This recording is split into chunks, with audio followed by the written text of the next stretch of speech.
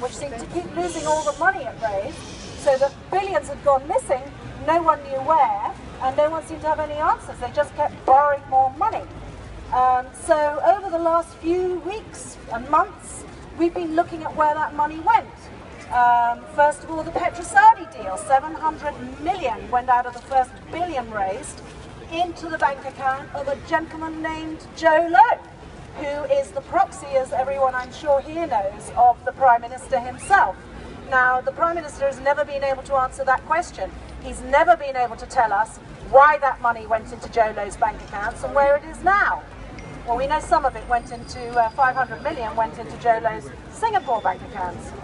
So the investigation into that, of course, started to throw up all sorts of further information.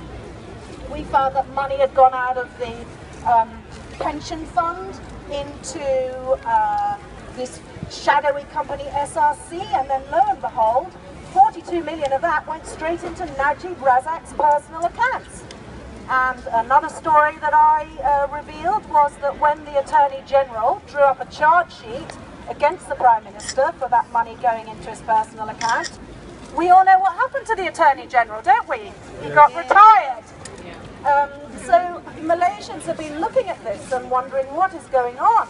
And what about the $681 million that pitched up in another personal account of the Prime Minister just before the last election?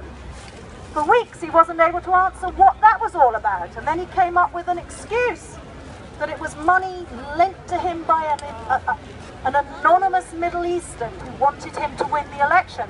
So he admitted that he took foreign money to illegally win the Malaysian election, and that's meant to be an excuse. No wonder Malaysians are so angry. No wonder Najib Razak is finding it very difficult to get supporters to come out and speak up for him. So 300,000 plus on the streets of KL, and several hundred, maybe 1,000 here in London. Hopefully